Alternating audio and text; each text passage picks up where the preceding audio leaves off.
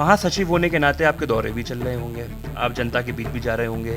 क्या हाल देख रहे हैं कांग्रेस का बुंदेलखंड में? ये बुंदेलखंड की स्थिति बहुत ही दयनीय है, बहुत ही क्या बोले, शब्द नहीं है भाई साहब। आप अगर गवर्नमेंट के पक्ष में बोल रहे हो तो आपसे बड़ा राष्ट्रभक्त कोई नहीं है, और अगर आप नहीं बोल रहे तो आपसे बड़ा विद्रोही कोई नहीं है, और कांग्रेसी तो उनके टारगेट पर है। देखो, मैं आज आपको एक बात बता दूं, इस भारत में कोई अच्छा हिंदुस्तानी, अगर कोई सच्चा भारतीय, तो वो सिर्फ और सिर्फ राहुल गांधी है। नमस्कार, स्वागत है आपका कबीर न्यूज में। हमारी यात्रा निकल रही है जिसका नाम है हाले यूपी। हम लोग तमाम प्रकार के नेताओं से संवाद कर रहे हैं, जनता की नब्ज को टटोल रहे हैं।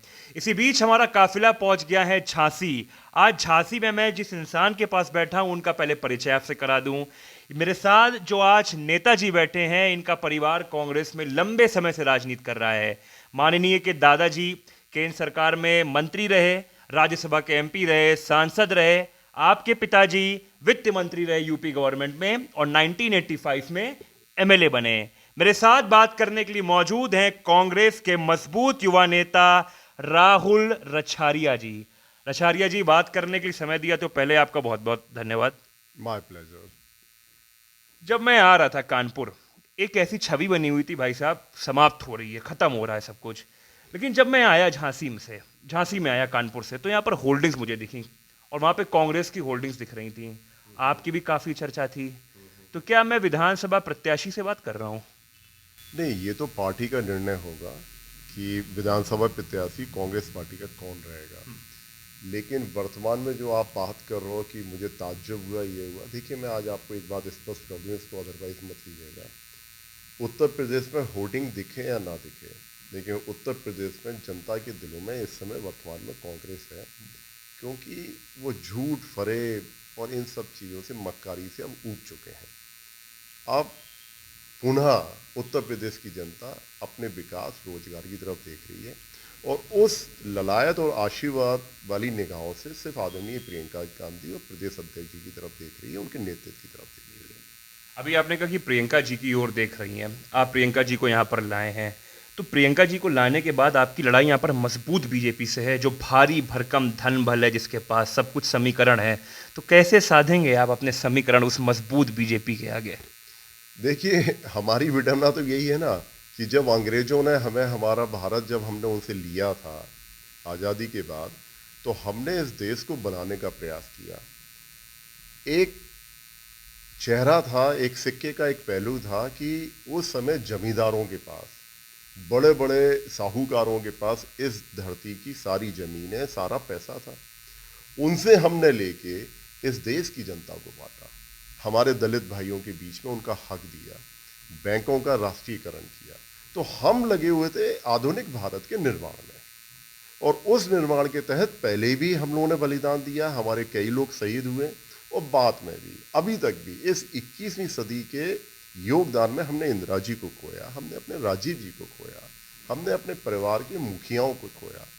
वर्तमान सरकार पुनः वही अंग्रेजों के नक्शे कदमों पे चल रही है। वो हर चीज बेच रही है, वो बैंक बेच दिए, एयरपोर्ट बेच दिए, ट्रेन। याद करो बॉस, जब आपने जन्म लिया होगा तो आपके जो वाले साहब, आपके जो पिता थे, उनका एक सपना होगा कि मेरा बच्चा पढ़ लिख के सरकारी नौकरी करेगा। वर्तमान सरकार कह रही है, ना रहेगा बांस ना बजेगी बांसुरी, हम सरकारी सिस्टम ही इस देश से खत्म कर देंगे। तो जो आप धनबल की बात कर रहे हो, यही तो समस्या है कि उनने सब कुछ बेच दिया पूरे भारत का, तो उनके पास इस समय सिर्फ धन ही धन है। हमारे पास सिर्फ और सिर्फ अपनी भावनाएं, एक सोच है, एक वो उज्जवल भविष्य की सोच है, जो 21वीं सदी को 31वीं, 41 और हजारों साल आगे ले जाने की सोच के साथ हम आगे बढ़ रहे हैं, और जनता आप समझ रही है। अभी आपने इसमें बात बोली थी, आपने कहा था कि जो पीछे वंचित परिवार के लोग हैं उनकी लड़ाई के लिए आप लोगों ने काम किया। आपका जब मैं पोर्टफोलियो देखता हूं तो आप बिल्कुल कर लें साइलेंट। जब मैं आपका पोर्टफोलियो देखता हूं तो आपका पोर्टफोलियो काफ़ी हैवी वेट है, काफ़ी मजबूत है। आपके दादाजी, आपके पिताजी सब कुछ रहे। आप जनता के बीच जाएंगे, चुनाव लड़ने की कवायद करेंगे। भारतीय जनता पार्टी आपको परिवारवाद के नाम पे घेरने की भरपूर कोशिश करेगी। उस परिवारवाद के लिए आप क्या उत्तर रखेंगे जनता के सामने? आपने बहुत अच्छा प्रश्न किया है। देखिए, सबसे पहले जो आप परिवारवाद की बात कर रहे हैं, वर्तमान सरकार ले लीजिए या इससे पिछले 32 वर्षों में जितनी भी सरकारें उत्तर प्रदेश में आई हैं, जैसे सापा की गवर्नमेंट, मेरे ख्याल से परिवारवाद उनसे बड़ा किसी के जीवंत उदाहरण है। वर्तमान सरकार की भी स्थिति है, कई मंत्री हैं यहाँ पर जिनके पुत्र सब कुछ गवर्नमेंट में हैं या मिनिस्टर हैं, तो ये देखो बेबुनियादी बात है। ठीक है, मैं आपको सिर्फ स्पष्ट बात कर रहा हूँ, हिंदुस्तान में पूरे वर्ल्ड में सिर्फ एक हिंदुस्तान एक ऐसा लोकतांत्रिक देश है जहाँ पर आपकी काबिलियत पर जनता आशीर्वाद देती है। आज व्यापारी का बेटा व्यापारी बन सकता है क्योंकि वो जो भी पूंजी कमा रहा है वो अपने बच्चे को दे के चला जाता है, लेकिन नेता का बच्चा नेता तभी बनेगा या प्रतिनिधि तभी बनेगा जब उसको जनता आशीर्वाद देगी और उसके चरित्र और उसकी जो कार्य करने की शैली है उसका प्रमाण मत हर 15-5 साल में लेना पड़ता है। अगर राहुल गांधी जी को हमेशा जनता जिता रही है, लगातार सोनिया जी को जिताया, तो कहीं ना कहीं जनता उन पर विश्वास कर रही है। हम तो जनता के बीच में जाएंगे इस विश्वास के साथ। जो आप मेरी व्यक्तिगत बात कर रहे हो, मेरे पिता 1989 में 90 के दशक में मेरे पिताजी राजनीति से रिटायर हुए, ठीक है, क्योंकि उस समय झूठ और फरेब शुरू हो गया था। आज 32 वर्ष हो गए हैं। इन 32 वर्षों में मैं अपनी काबिलियत पे जनता के बीच में जा रहा हूँ। मेरी जो एकेडमिक कैरियर है, जो मेरा खुद का विज़न है, जो मैं झांसी के प्रति सोच रखता हूँ। मेरे ग्रैंडफादर, जैसे आपने कहा, मेरे ग्रैंडफादर यहाँ से लोकसभा राज्यसभा रहे, इंदिरा जी के साथ रहे, तो वो 40 ईयर्स 30 ईयर्स बाद का सोचते थे और उसका जीवंत उदाहरण है। देखिए, मैं आपको एक छोटी सी बात आपसे शेयर करना चाहूँगा। वो जब पावर में थे, जनता के आशीर्वाद से, तो वो सारे एडमिनिस्ट्रेशन को बुला के वो पूछते थे कि झांसी बुंदेलखंड आज से 30 वर्ष बाद क्या रिक्वायरमेंट होगी, कितने जॉब की ज़रूरत होगी, क्या एम्प्लॉयमेंट की ज़रूरत, क्या एजुकेशन की ज़रूरत। उसका जीवंत उदाहरण है कि आज वो जो देकर गए, आज बुंदेलखंड उसी से चल रहा है। जैसे आप BHA ले लीजिए, पारीछा ले लीजिए, ग्रासलैंड ले लीजिए, रेलवे स्टेशन का आधुनिकीकरण ले लीजिए। यूनिवर्सिटी आकाश विकास में 4 कमरों में चलती थी। उन्होंने कहा एजुकेशन से बड़ा कोई वो नहीं है। तो ये जो आप वर्तमान यूनिवर्सिटी देख रहे हैं, ये मेरे ग्रैंडफादर, मेरे फादर की देन है। फिर मेरे फादर को आशीर्वाद दिया तो आकाशवाणी, BTC, नवोदय विद्यालय, उन्होंने प्रयास किया, क्योंकि है क्या, बुंदेलखंड की जमीन बंजर जमीन है, यहाँ पे उतना ज़्यादा एग्रीकल्चर बेस्ड नहीं हुआ है ना, ये आप जानते हैं। बुंदेलखंड की विडंबना ये है कि सब कुछ होने के बावजूद भी हम सफ़र कर रहे हैं। तो माय ग्रैंडफादर और माय फादर के बैक ऑफ माइंड में क्लियर एक विजन था कि एजुकेशन से बड़ा टूल बुंदेलखंड के लिए नहीं हो सकता। तो उन्होंने इसको सेंटर बनाया था और जैसे ही हम लोग वो हुए, मेरे फादर फार्म हाउस पे गए, वहाँ खेती करने लगे। उन्होंने मुझे ये पढ़ाया लिखाया, मेरे छोटी बहन को।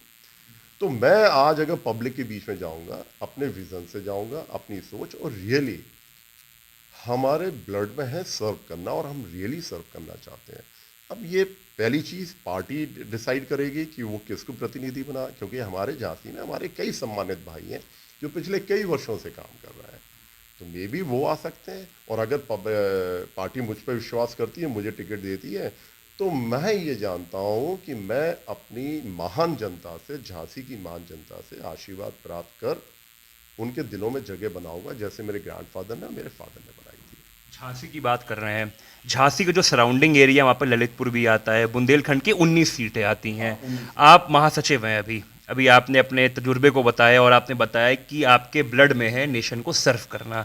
आप महासचिव हैं अभी, महासचिव होने के नाते आपके दौरे भी चल रहे होंगे, आप जनता के बीच भी जा रहे होंगे। क्या हाल देख रहे हैं कांग्रेस का बुंदेलखंड में? मैंने आपको बुंदेलखंड नहीं, मैंने आपको पूरे प्रदेश का बताया। देखिए, बुंदेलखंड की स्थिति बहुत ही दयनीय है, बहुत ही, क्या बोले, शब्द नहीं है भाई साहब, निशब्द है आप। हाँ, निशब्द हैं। और कितनी बड़ी विडंबना है कि बुंदेलखंड का आदमी पिछले 15 वर्षों से सूखे से इन सबसे परेशान था। 2 वर्षों से जो हमने आपने अपने पूर्वजों से, ग्रैंडफादर, फादर, फादर से भी नहीं सुना था इस टाइप का जो कोविड-19 आया, वो भी हमने फेस कर लिया। बुंदेलखंड में ये स्थिति है सर, पूरे प्रदेश और देश में तो रही, लेकिन बुंदेलखंड में आप बिलीव नहीं करेंगे कितना लोग स्वास्थ्य के अभाव से हमारे बीच में नहीं रहा। कई परिवार हैं, आप बोलोगे, मैं विथ नेम बता दूंगा, जिसमें एक परिवार है हमारा यहाँ का, बहुत ही सज्जन आप मिलेंगे। वो अपने फादर का क्रीमेशन कर कर लौट कर आया। हम लोग आंख नहीं मिला पा रहे थे, तब तक मेडिकल कॉलेज में उसके बड़े भाई की बॉडी रैप करके दे दी गई थी। वो बंदा वहीं टूट के गिर गया था। फिर हम लोगों ने उसका अंतिम संस्कार किया, उनको समझाया। तो ऐसे भी परिवार देखे कि फादर, भाई, चाचा लॉस के, माने एक ही परिवार से 5-5, 6-6 लोग गए। उस ड्यूरेशन में भी सिवाय करप्शन के कुछ नहीं हुआ। गवर्नमेंट बिल्कुल सीरियस नहीं ले रही थी। तो बुंदेलखंड का आदमी अच्छा हर जगह परेशान है। मीडिया पे अभी इनका एक स्टेटमेंट आया था, जैसे अभी आप ही बता रहे हो, आप कानपुर से आ रहे हैं, मीडिया में आया था कि सड़क पर अगर अन्ना जानवर दिखाई दिए तो वहाँ का थानेदार जिम्मेदार होगा। आपके थ्रू मालूम पड़ा था। आप बताइए, आपको कौन सा 10 किलोमीटर जो विदाउट गाय माता के मिला हो? तो आप मुझ पे क्वेश्चन पुट ऑन नहीं, कर रहे हैं। नहीं, मैं आपसे पूछ रहा हूँ सर, मैं जीवंत बता रहा हूँ। सेकंड थिंग आ जाओ, आप सबसे ज्यादा अगर किसी की रिस्पेक्ट करते हो तो गाय माता की करते हो। सबसे ज्यादा अगर गाय माता का दुर्भाग्य है और सबसे ज्यादा उनकी स्थिति बुरी है तो वर्तमान सरकार में है। सबसे ज्यादा करप्शन उसी में हुआ है। मानते हैं आप? हम लोगों ने ये मुद्दा उठाया जब हजारों लाशें, माने ये माँ, अपनी माँ को मैंने मरते हुए देखा। प्रदेश अध्यक्ष हम सब लोग यहाँ पे एकत्र हुए, हम सब लोग हाउस अरेस्ट कर लिया, मुझी को इस घर में हाउस अरेस्ट कर लिया था। अब आप आ जाइए, सबसे ज़्यादा बेरोजगारी कहीं है तो हमारे यहाँ है, हमारे प्रदेश में है। अभी मैं एक दिन गूगल पे डाटा देख रहा था आपके मीडिया ही पे, तो मुझे विश्वास नहीं है, मुझे लगा शायद डोंट टेक अदरवाइज कि मीडिया गलत बोल रही है। तो मैंने जब सर्च किया तो फीमेल जो अभी ये शक्ति अभियान चला रहे, मिशन शक्ति चला रहे हैं, कितना झूठ बोलते हो, किस कॉन्फिडेंस से बोलते हैं। मैंने जब सर्च किया, मैंने डाटाज एनालिसिस किए, पूरे वर्ल्ड में हम नंबर 1 में हैं। फीमेल के अब क्या बोलूँ, उनके खिलाफ जितने भी क्राइम हो रहे हैं, रेप केस ले लो, उनके साथ जो घर पे, मतलब सॉरी टू से मैं वर्ड यूज नहीं कर, उसमें फिर यूपी में आप बुंदेलखंड आ जाओ, वो उसमें नंबर 1 में है। कुल मिला के आपके कहने का मतलब है भाजपा सरकार अच्छा नहीं कर रही है। मैं आप नहीं कह रहा हूँ, हाँ, पब्लिक कह रही कह है। रही है। मैं नहीं कह रहा हूँ, पब्लिक नहीं कह रही, वर्तमान स्थिति कह रही है। हर तरीके से, एजुकेशन से लेके, अभी आप बताइए क्या गुना था आपने प्रमोट किया कोविड में, 1,14,626 बच्चों को मार्क्स नहीं दिए। वो एडमिशन लेने गए तो उनसे बोला गया कि आप किस बेहाफ पे, आपके तो कोई ब्लैंक दे दिया आपने। लगातार वो रिक्वेस्ट कर रहे हैं, सुनने होते हैं। यानी ललितपुर में बेचारे 826 बच्चे धरने पे बैठ गए, जलती हुई आग की लकड़ी से मारा। ये है हिंदुस्तान, ये है उत्तर प्रदेश, ये है योगी और मोदी जी का प्रदेश या देश। आप युवाओं को मार रहे हैं जो हमारा भविष्य है। आपने उनके खिलाफ 15 धाराएं लिख दी। अगर उनसे पूछो, बच्चों से 11th के 12th के बच्चे से या 10th के बच्चे से आप पूछो, वो धाराओं को नहीं बता पाएगा। वो तो भला हो कि कुछ एडमिनिस्ट्रेशन में ऐसे लोग हैं, हम लोग गए तो वो थोड़ा उन्होंने कंसीडर किया मानवता के नाम पर। तो बॉस उत्तर प्रदेश में, अच्छा एक चीज और है, आप अगर गवर्नमेंट के पक्ष में बोल रहे हो तो आपसे बड़ा राष्ट्रभक्त कोई नहीं है, और अगर आप नहीं बोल रहे तो आपसे बड़ा विद्रोही कोई नहीं है। और कांग्रेसी तो उनके टारगेट पर है। इस समय देखिए, ना मायावती जी बोल पा रही हैं, ना सापा का कोई। देखो, मैं आज आपको एक बात बता दूं, इस भारत में कोई अच्छा हिंदुस्तानी, अगर कोई सच्चा भारतीय, तो वो सिर्फ और सिर्फ राहुल गांधी है। कारण क्या है? भारत के संस्कारों में है कि आवाज बुलंद करो अपने देश की जनता की, देश की आवाम की। वो राहुल गांधी कर रहे हैं। कोई चीज नहीं है जो उनके खिलाफ नहीं की जा रही है। और मैं आज आपको एक बात और बता दूं, चैलेंज से ये बात कह रहा हूं, अगर आदरणीय राहुल जी, प्रियंका जी के खिलाफ एक छोटा सा भी कोई ऐसा काम होता जो इनकी 3-4 पीढ़ियों ने किया होता, वर्तमान गवर्नमेंट 7 समुद्र को खोद के वो चीज निकाल देती। अगर होती, इनके पास कुछ नहीं है, क्योंकि इनसे ज्यादा नेक, साफ कोई नेता नहीं है जितना साफ और विजन वाला नेता हमारा है। इतनी तारीफ आप राहुल जी की कर रहे हैं, प्रियंका जी कर रहे हैं, दूध से एकदम नहला दिया, एकदम पाक साफ कर दिया है। नहीं, सुन लिया, अब सवाल मैं आपको सुन रहा था, सब कुछ नहला दिया है। उसके बाद भी भाई साहब विश्वास कोई नहीं जीत पा रहा है। नेताजी आप खुद देखिए, आंदोलन कर रहे हैं। अभी जब मैं आया था, बहुत सारे कार्यकर्ताओं से बात आई तो उनको चिंता है, भाई हम आंदोलन कर रहे हैं, हम सब कुछ कर रहे हैं, वोट तो सपा को आदमी दे रहा है, हमको वोट नहीं दे रहा है। तो आप इतना मेहनत कर रहे हैं, सब कुछ कर रहे हैं, जनता क्यों लाइक नहीं कर रही है भाई राहुल जी, प्रियंका जी को? देखिए, इसका जवाब मैं आपके साथ ही आपसे संबद्ध करके दे रहा हूँ। आज के वर्तमान समय में किसी की हिम्मत है कि सड़क पर आ सके? अभी जीवंत उदाहरण है, उनके खुद के बनारस में, उनके खुद के इलाहाबाद में, उनकी हर जगह जिला पंचायत के चुनाव में जनता ने उन्हें जवाब दिया। कितनी बुरी शक्ल उनको देखनी पड़ी। रिजल्ट क्या हुआ? जो जो उनके खिलाफ चुनाव लड़ने के लिए गया उसको बंद कर दिया गया, उसके ऊपर मुकदमे रख दिए गए। हमारे जालौन के नेता हैं खाबरी जी, उनकी बिजलाल खाबरी साहब, उनकी पत्नी वहाँ पर जीती, वो 100% अध्यक्ष बन रही थी। ऐसे ऐसे मुकदमे उनके ऊपर चढ़ा दिए गए कि वो बेचारे जमानत नहीं करा पा रहे हैं। तो आप जब सत्ता का दुरुपयोग करोगे तो देखिए आपको सड़क पे जनता की आवाज़ नहीं दिखेगी। सही बताऊं मैं आपको, अंग्रेजों की भी आत्मा शर्मा रही है और अंग्रेज भी कह रहे हैं यार ये तो हमारे पिता निकले इस मामले में, हम तो बच्चे हैं इनके आगे। जिस तरीके से ये यूज कर रहे हैं अपने पावर का दुरुपयोग कर रहे हैं। आपने बीजेपी को टारगेट पे रख के रखा। ऐसा कहा जाता है कि भाई कांग्रेस के अंदर भी एक मिनी बीजेपी है, छोटी सी बीजेपी, और कांग्रेसी जो है बीजेपी से जो है कम लड़ते हैं, बल्कि उसके अंदर बैठे बीजेपी वालों ज़्यादा लड़ते हैं। गुटबाजी की मैं बात कर रहा हूँ। तो भाई आप भी टिकट के दावेदार हैं, सब कुछ है। अभी आपने बीजेपी को खूब जमकर कोसा, बहुत कुछ कहा कि भाई ये नहीं हो रहा है, वो नहीं हो रहा है। कांग्रेस के भीतर जो अंदर गुटबाजी है और उसके भीतर स्थापित बीजेपी, उसके बारे में क्या सोचते हैं, अभी बताइए। देखिए आपको एक बार बता दूं, जब कहीं पर किसी घर में बर्तन रखे होंगे तो आवाज़ आती है। नंबर 1, हर परिवार में जहां जितना प्यार होगा उतना नोकझोंक होगी। ये हमारे हिंदुस्तान की संस्कृति में है। अभी आप जब मेरा इंटरव्यू ले रहे थे, आपने मुझसे कहा, मैंने आपसे क्या कहा? हमारे झांसी में भी लोग मेहनत कर रहे हैं, पिछले कई दिनों से लगे हुए हैं, जो संघर्ष कर रहे हैं। आपको मेरे शब्द से लगा हम लोग में गुटबंदी है? हमारे यहाँ कोई भी चुनाव लड़ेगा, जिससे पार्टी टिकट देगी, हम लोग पूरी तरीके से शिद्दत से उसके साथ खड़े होंगे, क्योंकि इस समय कांग्रेस के अंदर व्यक्तिगत स्वार्थ से ऊपर उठ के हम अपने प्रदेश के बारे में सोच रहे हैं। हम लुटते हुए दिख रहे हैं प्रदेश को, और अगर ये गवर्नमेंट दोबारा आ गई तो आप बिलीव नहीं करोगे। देखिए आपको एक बात बता दूं मैं, वर्तमान सरकार middle class, lower middle class को सिर्फ ख़त्म करने में लगी है। सिर्फ हिंदुस्तान के जो कॉर्पोरेट हाउसेस हैं उनके अलावा किसी के बारे में नहीं सोच रही है। ये मैं बहुत गंभीरता से ये बात कह रहा हूँ, क्योंकि अगर आप धोखा नहीं दे रहे होते, आप एक चीज़ बताइए, जैसे अभी किसान बिल की बात चल रही है, आप क्यों नहीं माफ़ कर रहे हो? क्यों कॉन्ट्रैक्ट फार्मिंग पर लेके जा रहे हो? और अगर आपकी नीयत सही थी तो 2017 से अडानी के गोडाउन चालू हो गए, उसमें माल ट्रांसफ़र हो रहा पूरे भारत का। और जो एफसीआई का गोडाउन पंडित नेहरू ने खोला था, एक सोच के साथ कि किसानों को एमएसपी मिले, किसानों को हक मिले, क्योंकि हमारी आत्मा किसानों के बीच में है। पिछले 2017 से लाखों करोड़ के कर्ज में एफसीआई गोडाउन आ चुका है, अडानी के यहाँ पूरा माल पहुंच चुका है। और मैं आपसे चैलेंज की बात कर रहा हूं, जब कोविड-19 में हम सारी फैक्ट्रियां सब बंद थी, हिंदुस्तान की इकोनॉमी को अगर किसी ने बचाया तो वो सिर्फ किसानों ने बचाया। मानते हैं ना आप सर? तो मैं यही कह रहा हूं कि स्थिति बहुत गंभीर है, और आपसे एक निवेदन है आपके माध्यम से समस्त मीडिया से, कि आप हमारी कोई मदद मत कीजिए, लेकिन जो सत्य है उसको दिखा दीजिए। बस सत्य को दिखा तो दीजिए। यही कर रहे हैं और आपसे सत्य जानने की कोशिश कर रहे हैं। बड़ी अच्छा लग रहा है आपसे बात करने में, वाकई में अच्छा लग रहा है, क्योंकि हमारी विडंबना ये है कि हम जो भी काम करते हैं हमारी चीज दिखाई नहीं जाती है।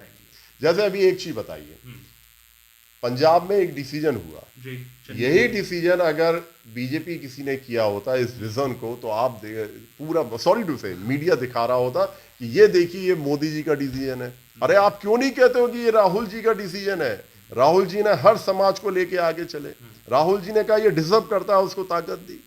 आप कांग्रेस, अच्छा एक चीज बताइए, कोविड-19 का जब वक्त आया, राहुल गांधी जी ने ट्रम्प के आते समय क्या दिया था कि प्लीज बहुत खतरनाक चीज हिंदुस्तान में आने वाली है, आप सीमाओं को बंद कीजिए, इनके स्वागत में मत बिजी होगी। नहीं, इकोनॉमी को लेके, जैसे आज ही मैं आपके मीडिया के माध्यम से देख रहा था कि आदरणीय मोदी जी हमारे 5 वर्ल्ड के टॉप बिजनेसमैनों से मिले, इकोनॉमिस्ट से मिले, है ना, जाके। राहुल जी तो पिछले कई वर्षों से, 7 वर्षों से मिल रहे हैं, उनकी वॉइस रख रहे हैं, उनकी बात कर रहे हैं, आप क्यों नहीं गंभीरता से ले रहे हैं? देखिए बॉस, मैं आज आपको एक बार बता दूं, जब भी देश की बात आएगी हम पार्टी से ऊपर उठ के आ जाते हैं। इसका जीवंत उदाहरण है कि जब कोविड-19 आया था, प्रियंका जी ने कहा था कि ये जो मजदूर पैदल चल रहे हैं, आप हमारी बस ले लीजिए, आप उसमें मोदी और योगी जी के पोस्टर लगा दीजिए।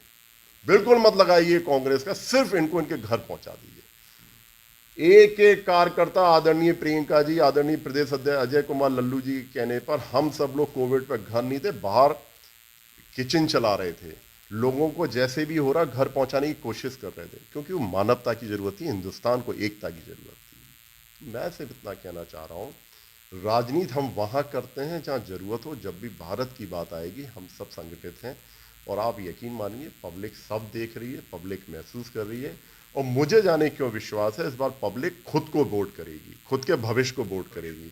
और जब वो खुद को वोट करेगी, खुद के भविष्य को वोट करेगी, तो उसे मालूम है कि सिर्फ एक चीज़ है, कांग्रेस, जो उनके साथ खड़ी है। कांग्रेस का नाम बताया आपने और जाते जाते आपने राहुल जी के साथ प्रियंका जी की चर्चा भी छेड़ दी।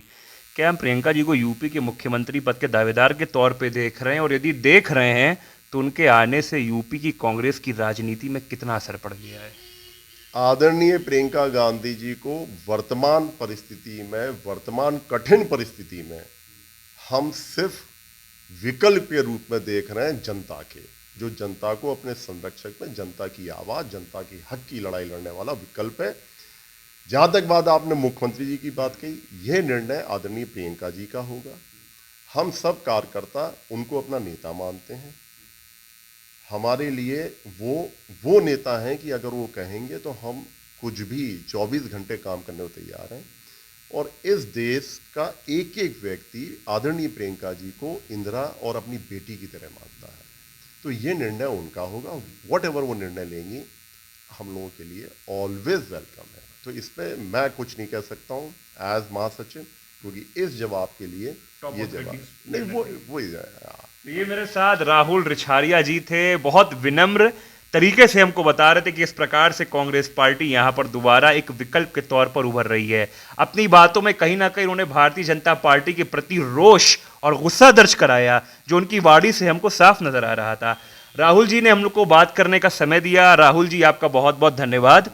कबीर न्यूज़ के दर्शकों को जाते जाते क्या बोलेंगे? मैं सिर्फ इतना कहना चाहूँगा अपने एक एक व्यक्ति से कि आप लोग बहुत महत्वपूर्ण लोग हैं। कोविड-19 की द्वितीय जो लहर थी वो चली गई, तृतीय लहर आने की संभावना है। प्लीज़ जितना संभव हो उतना केयर करें, अपने आप को सुरक्षित रखें, ये मेरी दिल से आपसे रिक्वेस्ट है। दूसरा, बहुत जागरूक बने अपने करियर के लिए, अपने फ्यूचर और अपने पेरेंट्स के लिए और अपने खुद के लिए, क्योंकि जब आप डेवलप होगे, जब आप प्रोग्रेसिव होगे तो नेशन ऑटोमेटिकली प्रोग्रेसिव होगा। इन झूठी बातों में मत आइए।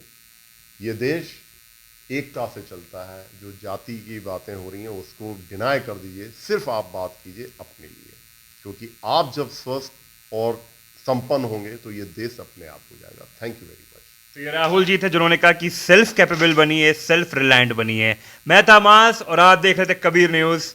आपको देखने के लिए और हमको दिखाने के लिए आप सभी का बहुत बहुत धन्यवाद।